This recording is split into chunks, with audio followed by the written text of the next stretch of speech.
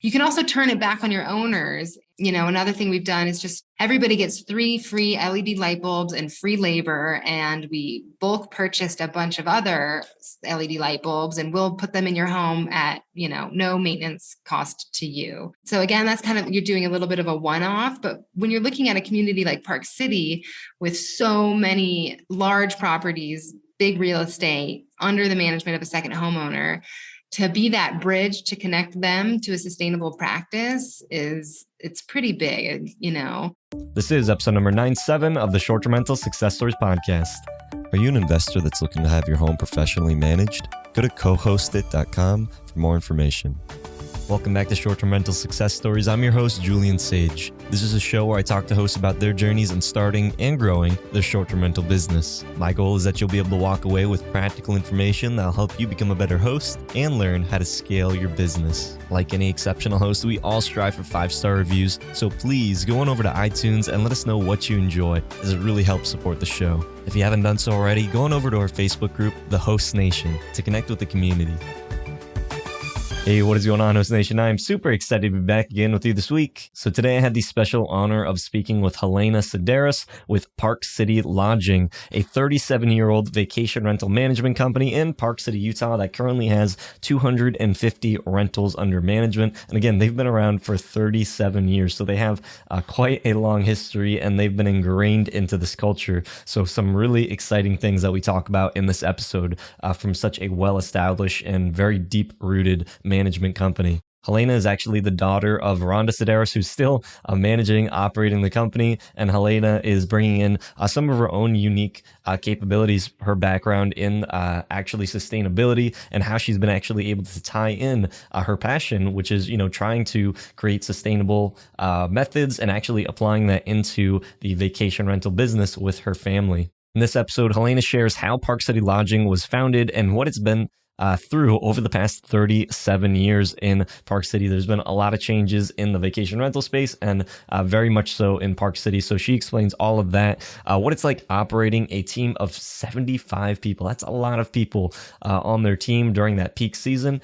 So we talk about that. We talk about why needing that many people and how that breaks down, how you manage such a large team, as well as things like daily workflow during different seasons and how you can actually manage during peak seasons versus low, because they do scale up to 75 people on their team, down to 45 when it isn't peak season, as well as how to include a purpose-driven mission into your vacation rental company, and the secret strategy that not too many people are talking about, actually working within HOAs and how that's been actually able to double their portfolio. Of course, if you like my show notes for this episode or any of the links that we talk about in this episode, go to shorttermsage.com/STR97. Or if you like my show notes sent directly to your inbox every week, a lot of really good information in those as well, then go to shorttermsage.com/show notes. With all that being said, on to this week's conversation.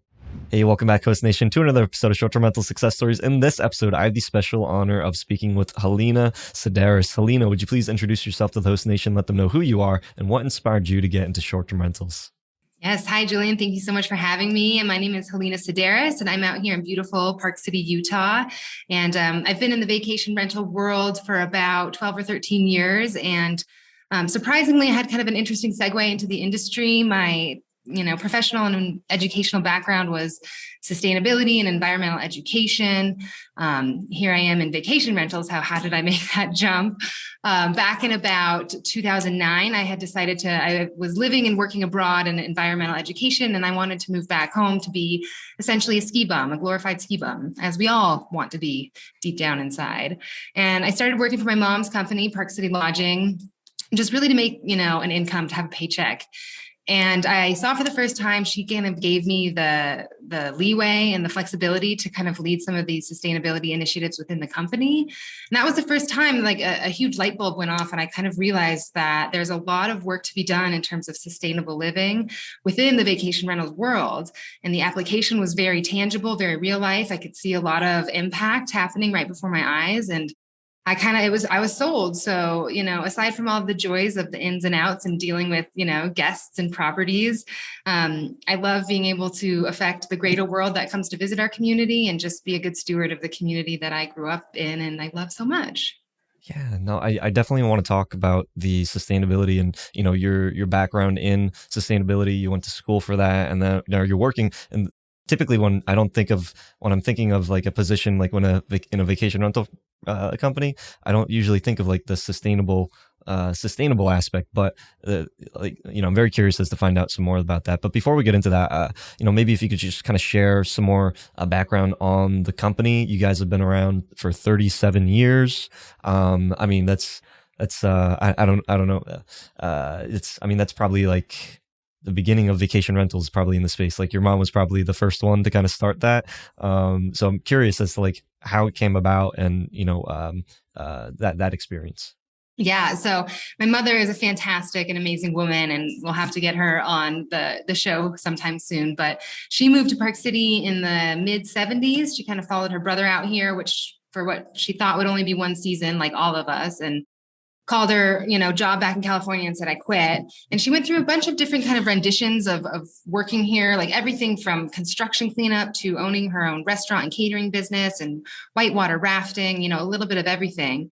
And around 1984, the first second home was purchased in Park City, and it was a friend of my mom's. And they just said, hey, listen, you're here all the time. Would you mind helping me take care of my home a little bit? And that was kind of like the first domino ticked over. And then a couple years later, she ballooned up to 20 homes and really started to kind of lean into the marketing aspect side of things. And it's so funny to talk to her about what marketing was back then. I mean, now we all have in-depth marketing plans. We're doing digital, we're doing print, we're doing media, travel, trade. Back then, there was like Ski Magazine and you put an ad in there and that was all you could do. And so she grew really slowly and organically at first. She hired her first 3 employees about 3 years in and, brought me to work as an infant, brought my brother to work as an infant. And then really around the Olympics is when things started to kick off and really get big. And Park City really got on the map. We've always kind of been in the shadow of Vail, Colorado, or other ski resort destinations. So that's when things really started to happen. And then the economic recession in 2008, 2009 was another big shift for the business. And that's when we really started to lean into HOA management and kind of that side of things, and started to offer kind of other homeowner services that weren't really in our repertoire before. So we've done a lot of innovation and a lot of kind of shifting over the years, but now we manage around 250 properties, all in Park City. And there's quite a variety within there. There's little studio condominiums, there's 6-bedroom ski and ski out chalets, so we serve the people that visit Park City, and that's a pretty diverse demographic. Wow. Yeah. There's a lot to unpack there. The first thing I'd probably, ask about is the shift in, because I never really even thought about Park City as being like a large vacation destination. It's not typically something when you start thinking of like vacation rentals or traveling, it's one of those places. But how big is the Park City market, first off, maybe? So it's interesting. Park City as like a municipality, as a town, is really small. Like our city limits are 10,000 people, but we have 2 of the nation's largest ski resorts in town. We have Deer Valley Resort and Park City Mountain. Used to be Park City and Vail, or Park City and Canyons. So our town itself is very small, very humble, kind of not a lot of action. But boy, oh boy, in the last year have we gone off the charts. The pandemic was really interesting for us, honestly. I think people really started to change their value structures and what they were looking for in a vacation and an experience, and being a destination that's primarily, outdoor activity. I mean, we had the best October we'd had in many years. And so it's definitely been a factor of, first it was the Olympics and we kind of got on the scene. And then it was really kind of went through a couple different renditions. And around, I want to say maybe 2014 is when we really started getting on the map for summer visitation and mountain biking.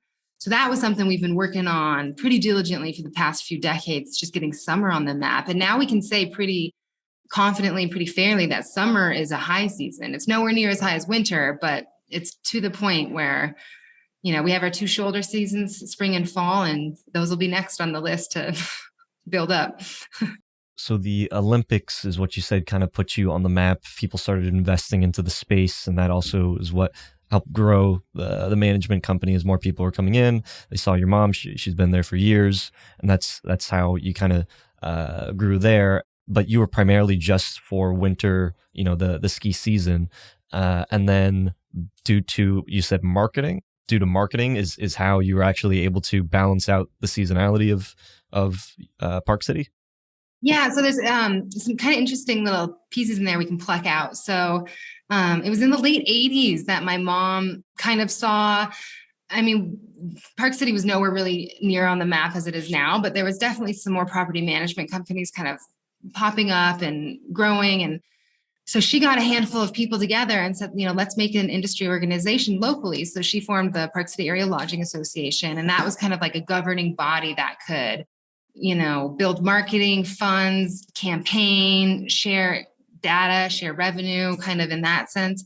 And then beyond that, there's another group that was formed in Park City. It's called Mountain Biking Park City. And it's a handful of vested interest groups from the Park City Area Lodging Association, different recreation providers in town. And they kind of, how they approached this was through a set of familiarization tours, or FAM tours, where they would seek out journalists who wrote for mountain biking publications and say, hey, we got this week-long itinerary. Why don't you come and let us, feed you, take you on some incredible mountain bike rides, put you in some incredible accommodations. You write a story about it and we'll see what happens. So it was kind of, instead of waiting for the consumer demand to really bubble up, it was like, what's a way around this that we can kind of get a little more efficient and kind of like put a little whisper in people's ear that gets them thinking about it. So that was hugely successful. That's still kind of operating every summer. And again, now we're really looking at like spring and fall and, mountain biking with the best fall colors in Utah, that kind of approach. It's been fun.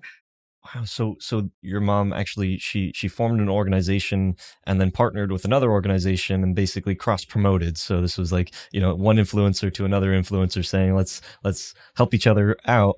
And that's how, Park City went from just being a primarily winter skiing destination to now people had other reasons to go. I mean, how is that marketing? Like, is that altered now? Like before it was maybe like magazines, and now is that like through social media, or like who's kind of like taking charge of like getting people to come throughout the whole year? Yeah. So those, what we call FAM trips, are like the most valuable marketing we could get because it's all earned media. And I was part of an experience a couple years ago. We had Food and Travel Mexico come do a story, and Park City Lodging had like a 3-page spread, and that, you can't buy that sort of, exposure. So for the mountain biking, it really started kind of more print focused, a little bit more specified, because we were looking at the serious mountain biker enthusiast. And now that we're kind of on the map, it's interesting because it really opens up so much more of an audience that we can really speak to. It's no more just like the intensive mountain biker single track. We have family clinics. The ski resorts, when they got on board, that was a really big, turning point for selling Park City in the summer. Because once the ski resorts are on board, you have all that money going behind trail building, camps, workshops, clinics. That whole kind of supportive infrastructure came in and really kind of helps that machine tick on its own, if that makes sense. So 37 years in the management business. I mean, what's the maybe development of like a mature vacation rental property management company? A lot of people that are listening are maybe just starting off, or they're trying to grow. Maybe they've already kind of put their roots into a particular market, and they don't really know like what's next. Like, I have my properties, I'm taking care of them. How do you kind of grow from there to where then you're incorporating sustainability into your business? Like, what is kind of the growth trajectory? Yeah, that's an interesting question. I think it kind of depends on where your inherent interests and inherent hobbies and skill set lies. So for us, and sustainability has been a part of the business model since day one, because my mom happens to be what used to be called a hippie, and now is just a responsible citizen of our planet. So that was a little bit of a more organic approach. But I will say that when you are considering whether to take the next step and focus on other areas of your business that might not be so obvious for your bottom line, that oftentimes those are the areas that have the most potential for growth. So, for instance, our owners certainly don't choose Park City Lodging because we are sustainable, but when they are holding Park City Lodging up to 3 or 4 other competitor property managers in town, and maybe on paper there's a lot of similarities, you kind of want something to differentiate yourself, something to lean on, and something that helps your owner connect with you in a more personalized way. So whether that's sustainability, whether you're into arts and culture, or there's animals, helping animal shelters or food banks, something like that will just kind of provide a genuine and authentic connection for owners that might align with that. And we're not there yet, but I do anticipate the industry as a whole turning more towards this social corporate responsibility model, where the travelers themselves will, hopefully pre-select on their own terms and stay with properties that might be doing a little something extra. And, beyond that, I think the big picture message there is just to be a genuine member of your community, to be an authentic steward of the place that you market to your guests. And that, again, it's difficult because you're not getting a lot of tangible ROI, but this is a really human-based industry, and it's easy to forget that when we're working in so much data and so many softwares and this investigative approach. But at the end of the day, we're dealing with human beings. How much of the property management company is of, just making sure that the properties are profitable, that they're booked, that, they're taken care of, that, you're able to get those good reviews? How much of a management company that, is so mature is focused on like that versus, maybe the other aspects of the business, be that growth, be that your mission, be that, maybe other areas that, I'm just not even aware of. Yeah. So I think that never really goes away, that individualized attention to property details. And we've put in place quite a bit of kind of safety gaps to make sure that we don't lose sight of that. Because as you mentioned, once you start doing this for 5, 10, 20, 30 years, you kind of go on autopilot, and, you forget that you're actually caring for a physical object, a property as well. And so we have a few things in place. Every fall, we do a fall maintenance checklist in every single property. And, this includes things like checking the boilers, looking at the dishwasher motors. I mean, stuff like that, where, we don't get comfortable or complacent with a property. We also make sure that we're in properties at least twice a month, even if if they're unoccupied for a year. We want to be in there making sure things are working. So it's kind of one of those things that you operate simultaneously with. You get to a point where you can put certain things in place where they can go on autopilot without anything slipping through the cracks.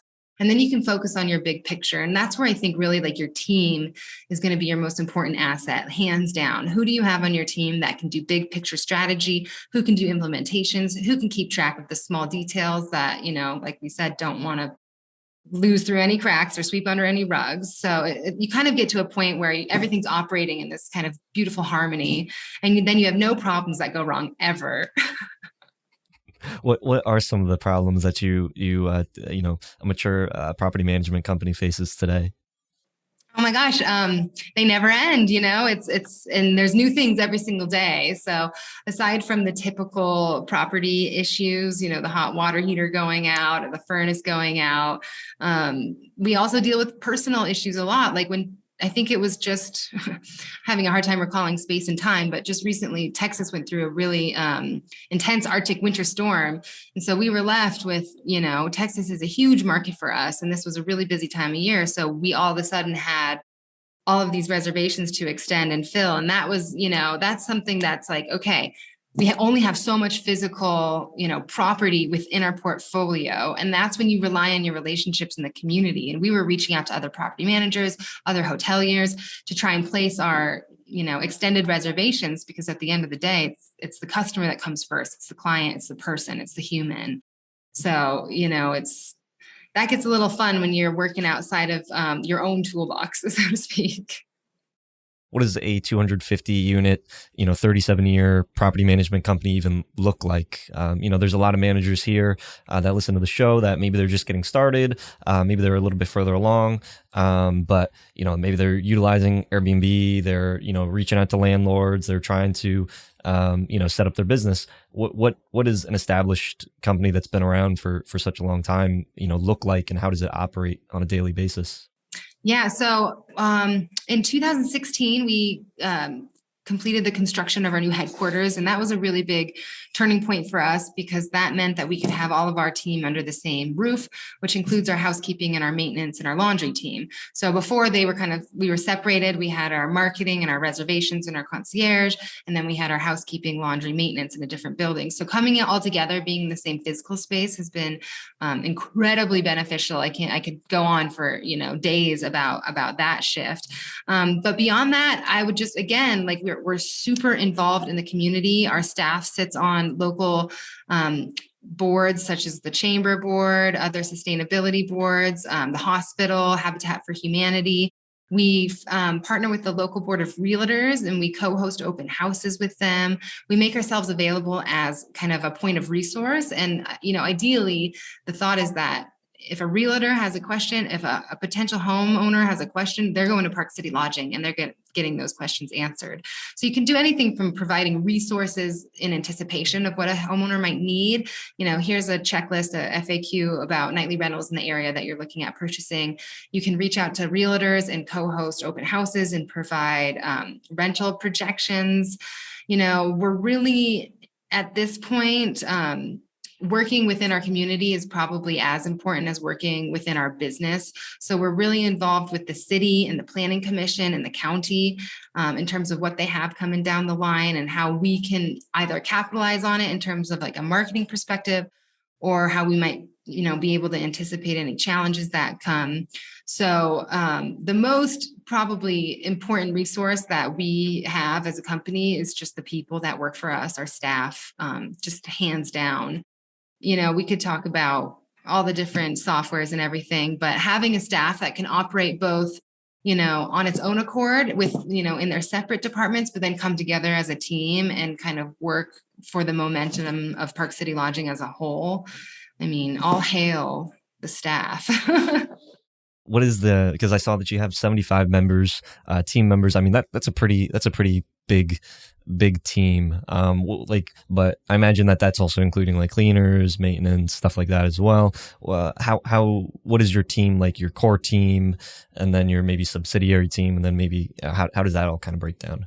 Yeah. So year round, we probably have about 35 people who stick with us year round in terms of like a core team. And that's up in our corporate offices. We have our maintenance department, our owner services department, and they are just kind of a touch point for our owners, specifically working on owner upgrades and owner relations. We have a reservation staff, an accounting staff, and a marketing staff. And then a lot of that, when we get up to 75 employees, that's like right now in the middle of winter, and that's going to be our maintenance and our housekeeping field staff. And it's pretty rare that you find a property manager that has an in-house laundry and housekeeping staff. A lot of people will contract that work out. Understandably, there's pros and cons to both sides of that coin, certainly, but we find it a huge benefit to have an in-house housekeeping and maintenance team. The quality control alone would just be nearly impossible if we were contracting out. So we're pretty fortunate that we've been set up that way. If anybody's looking at setting up their staffing and their organizational chart and they're considering contracting out, just, be aware that you might lose some ability for oversight. You might lose some closeness with your clients. So, at 3 a.m. when we get a call that somebody's heat is out, we're in Park City, we get that call, we come to the office and we bring them space heaters. You're not getting a call center, 100 miles away. And so that, it's really not that you want to think about getting a call at 3:00 in the morning, but if and when you do, you're going to be really happy that it's you who got that call and you're, not your guest who had to wait however much time to have that remedied.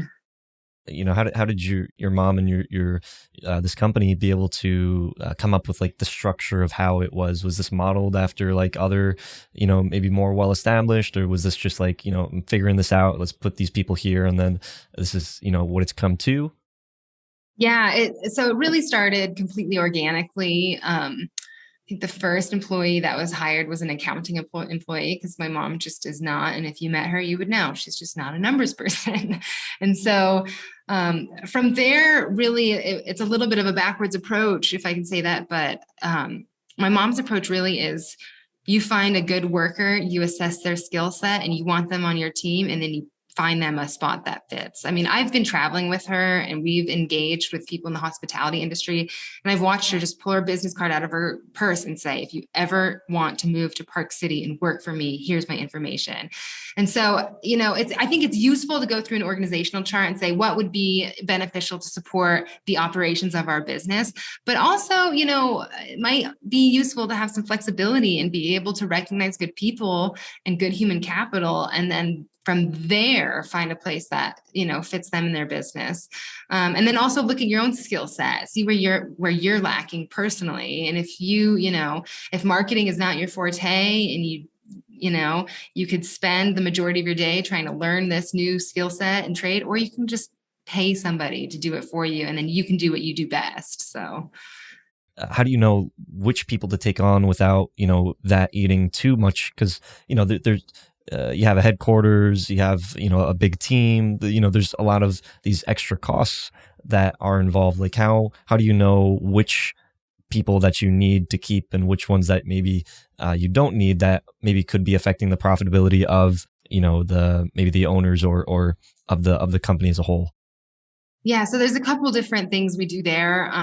First, I'll say we're a pretty self-sufficient team. And when I say that, I mean, we will stretch kind of everybody on staff does a little bit of everything, and we will stretch ourselves to the point of, where we say, okay, we're a little too thin. Now we better bring somebody on, instead of bringing somebody on a little bit more proactively. I don't know if that's the best approach, but I will say that it's generated a work culture of like extreme flexibility and ability of people just to be, like working within different departments. And then that really strengthens your own position within the company. So it's certainly worked for us in our like efficiency model protocol.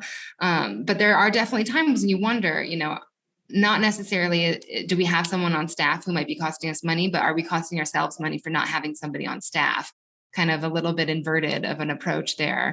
When we look at efficiency and whether to keep somebody, and especially when it comes from switching seasons and going into the summer when we slow down and typically like lower our staff. And of course, there's always something to be done at a property management company. Everybody knows that. Like there's just never enough hours in the day or days in the year.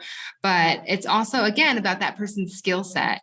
And, I may not be good at accounting, but I could sit and punch numbers for 8 hours. But is that a good use of my time? Most likely not. So again, it's really coming back to like that individual skill set and using them to their best ability, and recognizing that, sometimes the best opportunity you can give one of your employees is to let them go if you recognize that they're not fitting within your company. It really goes both ways. And I think we forget that we can be doing someone a disservice by keeping them in a job that clearly isn't working for them. We also move people around into different departments pretty frequently. And it's been useful for us. If someone can go down the line and do 3 different departments and they're still not succeeding to their full potential, there we know. We just tried everything. We tried to plug you in. But on the flip side of that, we have a handful. I mean, I can think of just, Trudy, our reservations manager, has worked, in almost every department in Park City Lodging. And she came from our maintenance department. And suddenly, a handful of years ago, our reservations manager quit. And she just walked in and said, I can do this. No problem. I got this, and so there's a handful of people that we have in the staff that have moved, the pendulum from one department to another. And it's so valuable to have them embody those positions coming from such a diverse viewpoint. Do you guys like break it up like there you have like your primary job and then like collaterals? Because like when you say that you're also involved in like local legislation, you're part of the organizations, you're doing all these different aspects that don't have a direct impact on getting more properties, increasing your cash flow. Is there like a primary job and then like these like other jobs that you do? Like, how do you kind of break that up? Yeah, exactly. Yeah, your primary job is going to be your job description. So if I'm the maintenance dispatcher, that comes first and foremost. And then everything else kind of fits in between the seams and in the cracks, which is great because, again, we're a seasonal business, but we also have just crazy seasonality within the work day and within the work week. And so that gives us kind of another opportunity just to be productive and contribute to the business. And you're right, not in an exact kind of value added way, but and more so getting the name of Park City Lodging out there. And for other destinations that are as competitive as Park City, I will say there's only so much marketing you can do until it just comes down to genuine name recognition and trustworthiness. And that's where those kind of added bonuses, we can call them, of people being involved in these different initiatives really becomes like a value added. How have you guys seen the shift in the property management space? With lots of other services coming out, tools. Maybe before where maybe managers had to have a higher price because there just was more costs associated with, running and maintaining this business. With a lot of the tools that are, available to a lot of, managers and hosts, it makes things, more streamlined. Like now you don't maybe necessarily need like one dedicated person to handle all of these things, because now you might have a tool that can do these things, and it takes just like a collateral, like one aspect of a person doing this business. How have you guys seen the shift in, let's say, the startup property managers, the tech property managers, and just individual operators that are kind of working as you've seen, as you've been with the company? Yeah, so we've definitely adopted a lot of new innovative technology and softwares that we've incorporated into our business model. That's one thing about my mom that I also love about her and working in this industry, is that she's not afraid to innovate and to try essentially everything. So like, for instance, we 2 years ago got a new software system for our maintenance department, which allowed us to just enhance communication like internally and just become much more efficient in terms of work orders. And so that translates, you can say, oh, I have an XYZ profit generation from this. But the interesting thing about that is, while it makes operations more efficient, inevitably that space that's opened in the workday and the work schedule is going to be filled with just more important things. And so it's really just allowed us to kind of up our game overall. It's not necessarily that we're finding we have extra time on our hands, but it's just the ability to say, okay, well, now that I have this dialed and running and streamlined, like now I can start to look ahead and start to really focus on foresight and the direction of the company. And you can really start to embody these bigger picture conversations and dreams really about what you want to do and who you want to be in this industry. And that has been fantastic. Right. So like before, where it's just like maybe you're just trying to struggle to survive. It's just like you got to do the work. There's not enough time when you've had your Maslow's hierarchy of needs met. Now you can start thinking bigger picture. You can start getting more involved in these things. So that's really really powerful. And as far as like operators in the space, how have you guys seen maybe competition or other people that are coming in with maybe lower prices, or individual operators? Like, how has that impacted or affected, if any, your business? Yeah, we've had some of the big national players come into Park City over the past maybe 5 years or 4 years, really. And we've had a lot of our owners leave us for those companies because of the commission structure they can offer, and the cost of their services is just so much lower that we can't really compete with it. It's been interesting this year seeing a lot of those owners come back to Park City Lodging. So the best advice I can give there is just to like reinforce that bridge. When you have an owner leave you for one of these kind of larger corporate companies, almost certainly they will be back. Almost certainly, because again, it's about the experience of the owner, that human interaction connection, the experience of the client, the visitor, and the resources that they're getting. And then it's just really, overall like quality. So something that we've kind of learned to do is reword our contracts to match kind of the wording and give a more clear picture of what you're getting value-wise with Park City Lodging versus one of these other companies. So there's definitely been some opportunities to kind of change our approach and change the way we talk about things. It's not necessarily that we're offering anything different. It's just the way they're presented. But yeah, just stay patient, keep in touch. And something else we do, like we'll send, newsletters about like the state of Park City reservations and tourism trends and things you need to know as a second homeowner. And we'll send it to our old owners who have left our rental pool for these companies. And just that, random trickle of contact, even if it's just twice a year, and just reinforcing that bridge. When they leave you, you say the best of luck, and if you ever need us, we're here. And that has just been the most satisfying kind of full circle in that realm of the industry. It's kind of sad, someone's got their tail behind their legs and they're coming back and they're saying, "I'm sorry." I mean, what type of, like what are the key differences that you would say between, these larger corporate, maybe a little bit different options available out there versus, like a homegrown property manager that's like, this is their life? Yeah. So again, there's going to be a couple different points here. I think like first and foremost is just like your ability to help your customer and your client on the ground here. A lot of times you're going through a call center and they have to contract a third party HVAC provider, system manager, or they have to call a plumber on a cold night when everybody's pipes in town have burst because it's October and we didn't anticipate that. Versus, maybe a more localized property management company that either has an in-house contractor or has a good relationship with contractors in the area that they can get to you a little bit sooner.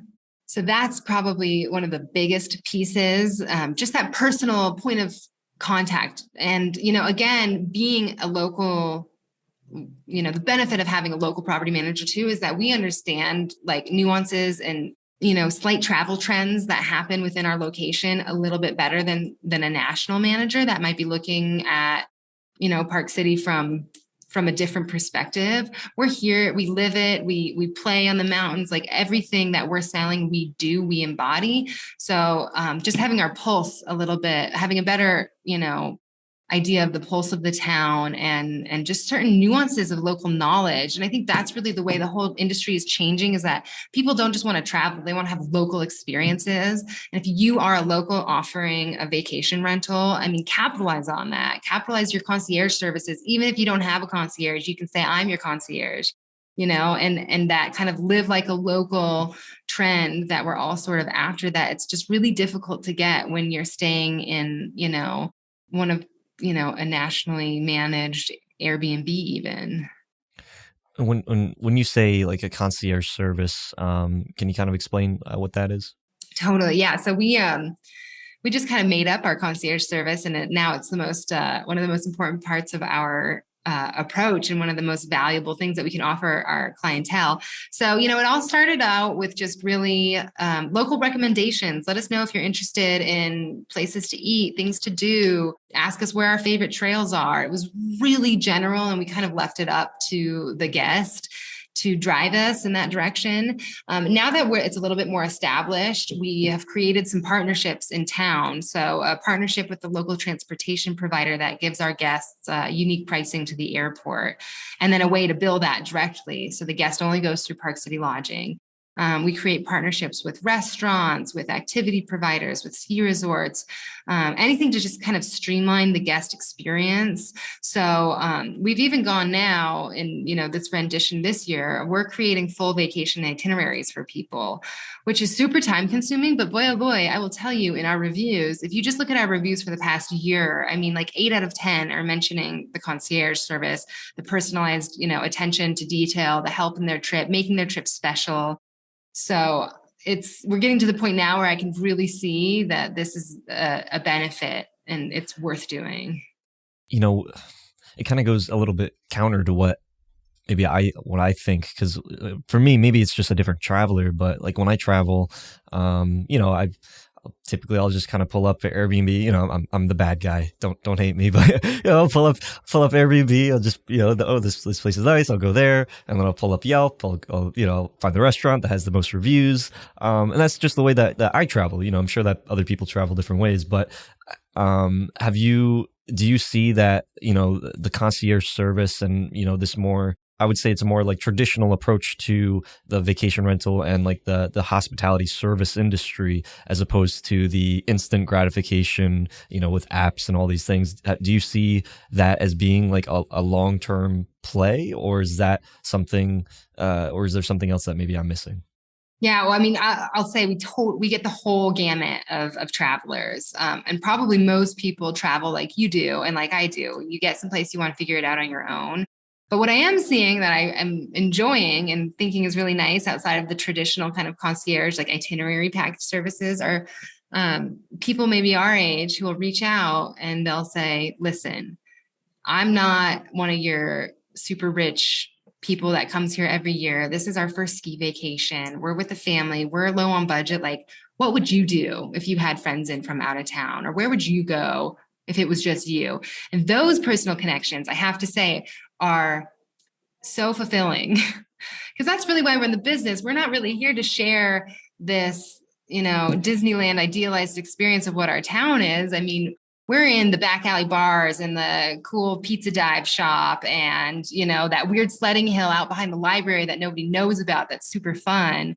That's why we're here. So bringing people into that lived experience of Park City. And I kind of hope that that's the direction of that whole concierge guest interaction, is it's really a genuine urge to experience the different perspective of a town versus the, I'm going to be in town for 10 days. Here's my credit card number and make me an incredible itinerary, which is great, like fantastic.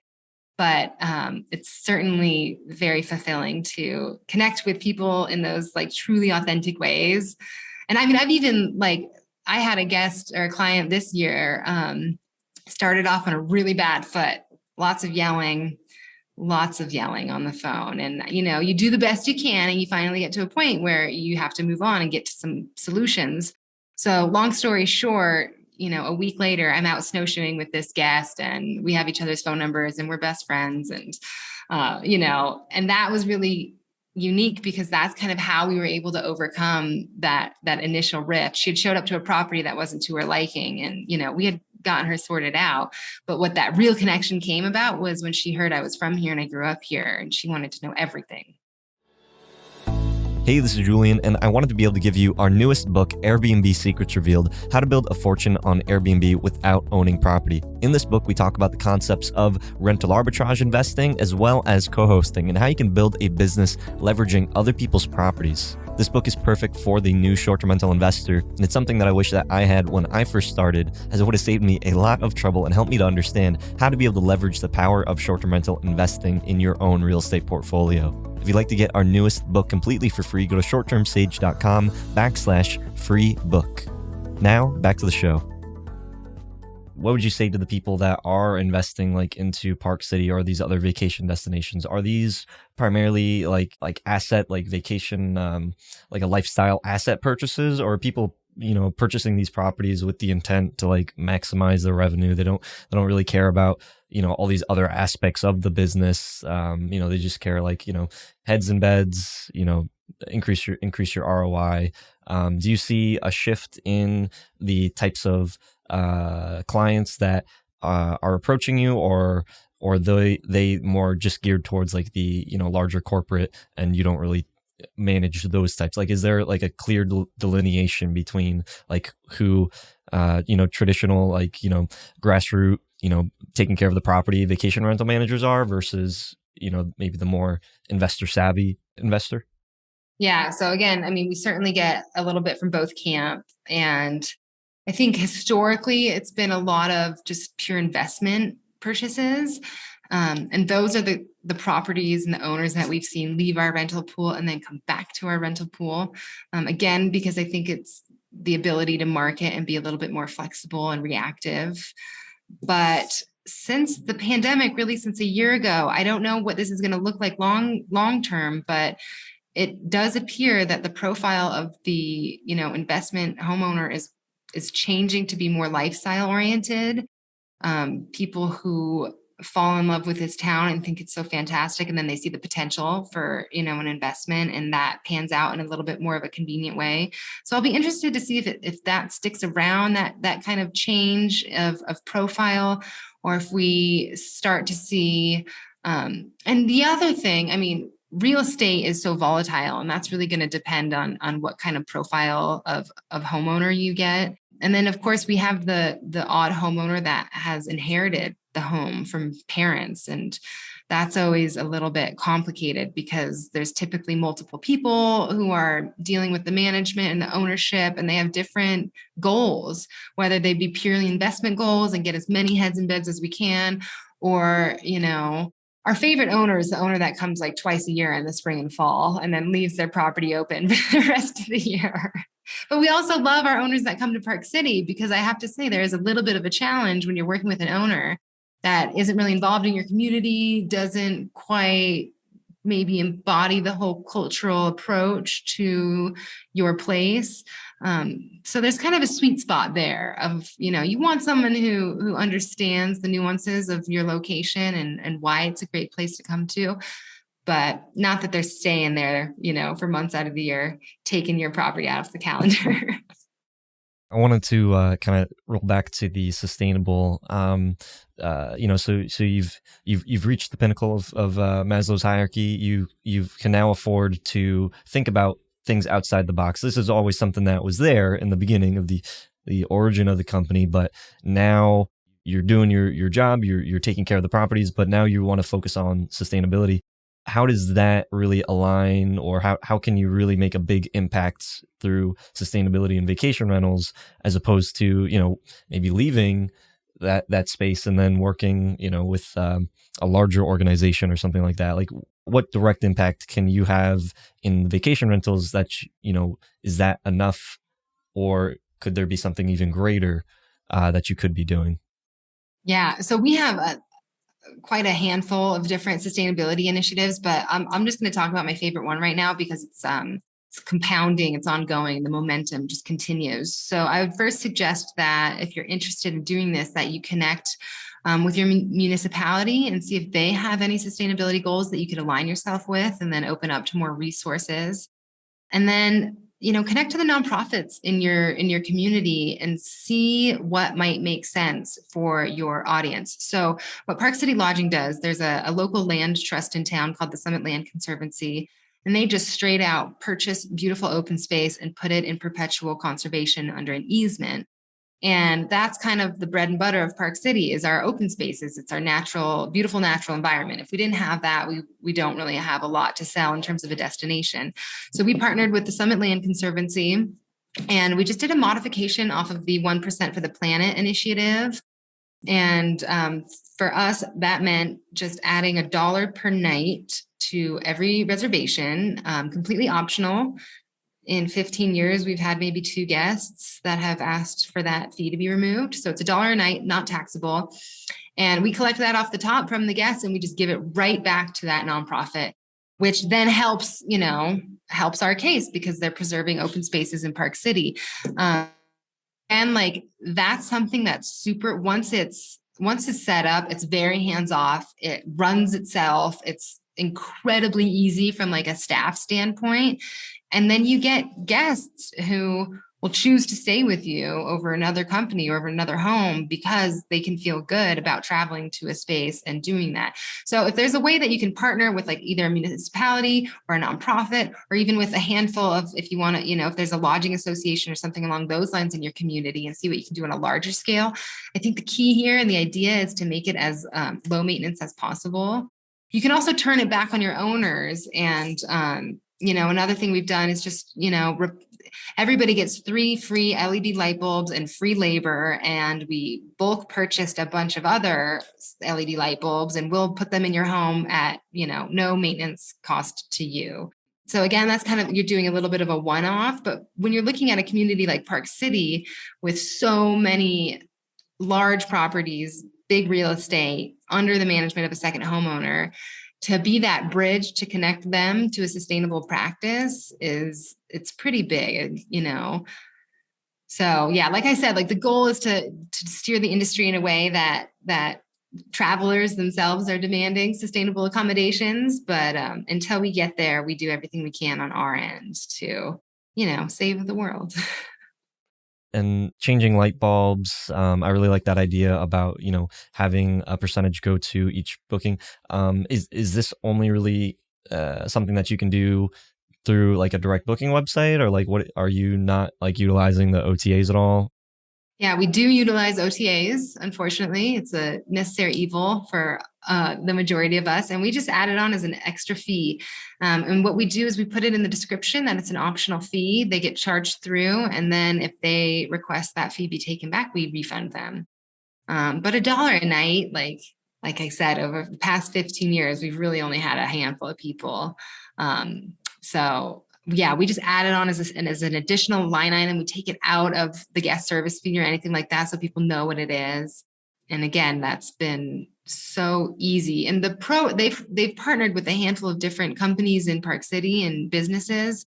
And Park City Lodging, we've raised about $75,000 for them so far. The program itself has raised about $300,000. So it's just so easy, And another great thing you can do, like, whether you give a welcome gift to a guest, to a return guest or a VIP guest, or whether you give gifts to your owners for certain holidays, an idea is just to give the gift of giving, which is what we do for our Christmas gifts. And most people love it. The feedback has been incredible. It's been so amazing. You get the opportunity to again, like personally and authentically connect with your owners, because they're like, oh my gosh, let me tell you the story about how this nonprofit relates to me. So even if, a guest that's coming and you can see that they've been, it's their 5th year coming to your location, you can say, thanks so much. On your behalf, we planted, a tree in City Park, or on your behalf, we, fed this many school kids in the local school district. Like, thank you for choosing our community again.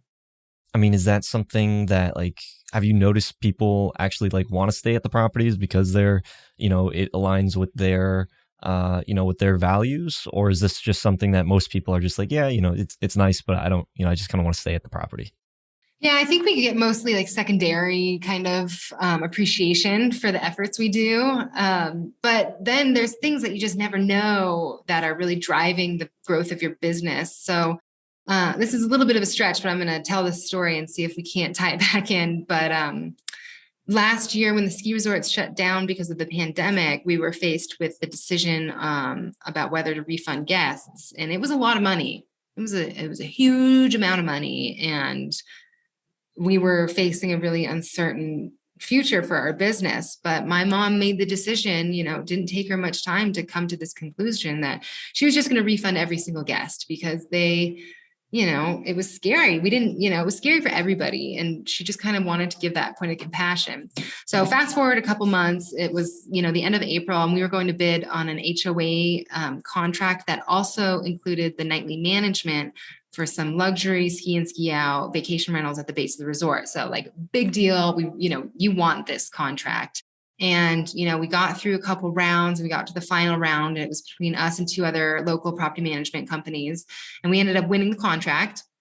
And one of our staff had asked a board member and just said, what was the deciding factor? Why did you end up choosing Park City Lodging? And they said, really, it was because of your decision to refund guests during the pandemic.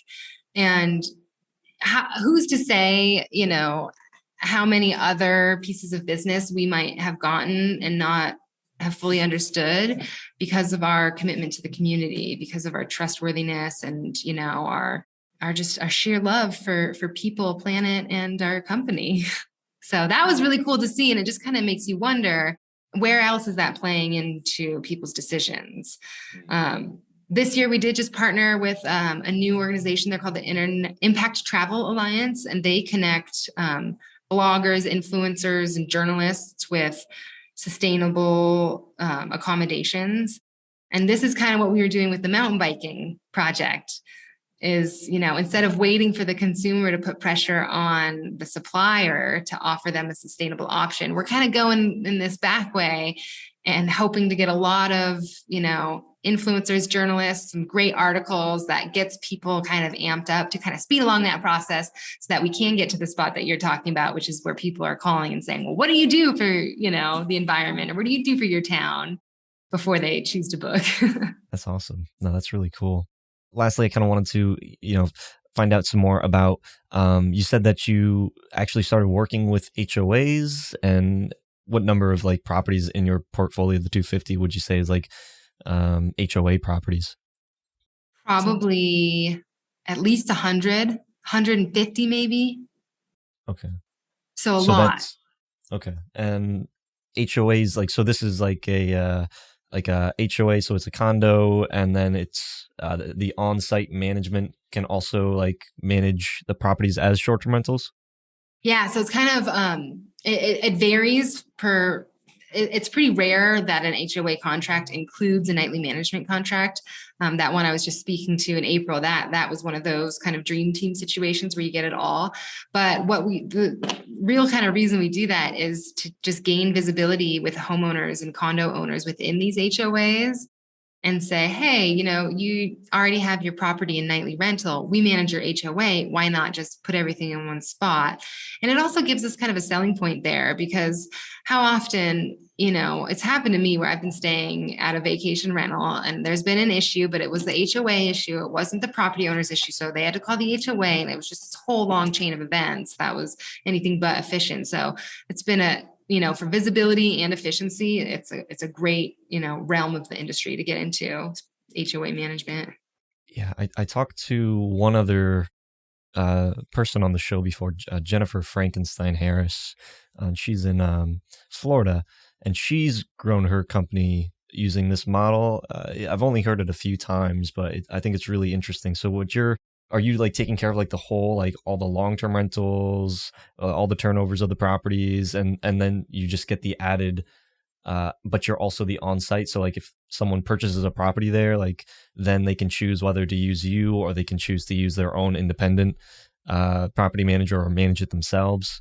But you also have to take on like additional responsibilities. Like, how does that work? Yeah, so most of the HOA maintenance that management that we're involved in is really more so taking care of the grounds and like the infrastructure and the complex areas. So anything from snow removal to trash pickup to landscaping to elevator repair and maintenance. We don't really deal with any comings and goings of other guests or other tenants if they're not within our management portfolio. But we are held to, for instance, if someone has a long-term tenant that's smoking in a non-smoking complex, that's Park City Lodging's job to go find that tenant and make them comply. So that's a little bit of the not so fun side of it. But for the most part, people who have other property management companies managing their home for nightly rental in an HOA, it's a really appealing offer for them to just go with their HOA manager if they have experience in vacation rentals. That's a contract, so you have to like, how does that work? With, you said that you won a contract, like who decides, like how does that all work? Yeah, so every HOA will have a board of directors that comprise of homeowners, and then they go out for proposal to the community and kind of gather different ones. The majority of HOAs will just have their board vote on the new management company. Some will put it out to all the members. It just kind of varies depending on how they operate. And then, we get contracts that are anywhere from, 1 to 5 years. We kind of like 1-year contracts because you tend to learn a lot in 1 year. You tend to learn, oh, wow, that snow removal was a lot more expensive than we thought it was. Or, oh, hey, I don't need to pay this much to have the pool cleaned. And, so it's nice to honestly have them as year contracts so you can continue to amend your proposals and your billing structure and all that. Is that kind of the game with these HOA management companies, like for them to win the contract so that they can be like the vacation rental manager? Is that Yeah, what people it do? totally depends. Like just here in Park City, there are a handful of property managers that manage some HOAs that don't do any nightly rentals at all. So they just do HOA management and they just do long-term rentals. So it really depends. I mean, for us, that is the reason behind our HOA management, is to get that. And again, I mean, there's a little bit more to it too. It really protects you from like seasonality or, local travel trends or the economy, anything like that. Like you'll always have a source of income with an HOA. But I don't know too many property managers that do HOA management and nightly vacation rental management. It seems to me, and this could be a skewed understanding just given my sample, but it seems to me that you either get a property manager that's in for HOAs and long terms, or you get one that's in for nightly rentals and nothing else. I can't really think of too many in Park City that do a lot of both. I mean, when someone's purchasing a property there, like, is it like, are you included like in like the HOA document or something? Like, how does someone know, like, yeah, the Park City Lodging, these, if you're purchasing this for an investment, these guys are the in-house, or they're the maintenance, but they also do, because your job isn't vacation rental management, right? It's like maintenance, but they refer you as the property managers. Yeah. So when we get new, as the HOA manager, you have to get in contact with all the new owners. So that's kind of like an organic process that happens anyway, because we deal with all their billing, we need all their financials and all that. But we also put together a marketing piece that's just a prospective owners packet. We have a prospective owner packet for vacation rentals and a prospective owner packet for just management. So we also manage people's homes who don't do any rentals or anything like that. And that's, when we have that conversation with our HOA side of the business, we just kind of talk to them and say, are you interested in renting your property out? Do you need somebody to take care of your property beyond? And then see where they kind of land. And we'll send them that prospective owner packet, which was really just a simple kind of like, let us answer all of your preliminary questions so that we can get you interested enough to have a phone call with and see, because there's a lot of details with different contracts, but the idea is just to basically give them a little silver platter and say, this is everything we offer. What do you want to pluck off of this? Is that the primary market like there, that it's mostly just like condos? Like why is more than half of your portfolio, tied to these condo HOA relationships? Yeah, there's a lot of condos in Park City, and the majority of the ski and ski out complexes that are along the resort centers are condominium complexes. And I think that was just born out of the development ages back here in the 80s and 90s, when they knew people were going to want to have 2 and 3 bedroom kind of ski and ski out little condos that were just convenient for the market. There's also some HOAs that we manage that are a little bit more like dispersed single standing structure homes.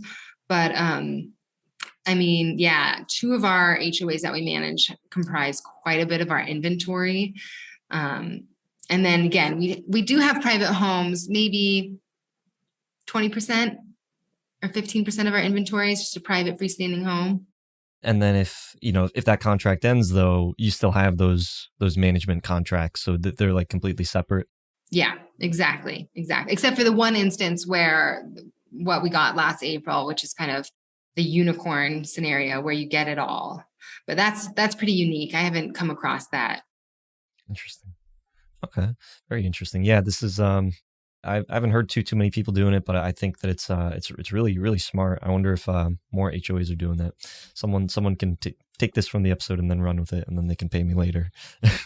All right, but if you could go back, what would you do differently as far as like whether that's hiring, whether that's your mission? What would be something if you could go back and change it, or try to tell somebody else?